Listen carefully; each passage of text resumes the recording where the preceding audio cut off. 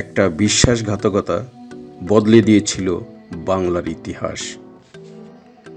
1757 সাল, নবাব সিরাজউদ্দৌলা বনাম east India company. সংখ্যায় বেশি ছিল নবাবের সেনা, কিন্তু ভেতরে ছিল ভয়ঙ্কর শত্রু।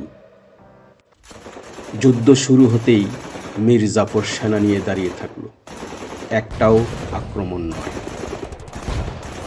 ফলাফল নবাবের পরাজয় আর বাংলার স্বাধীনতার পতন।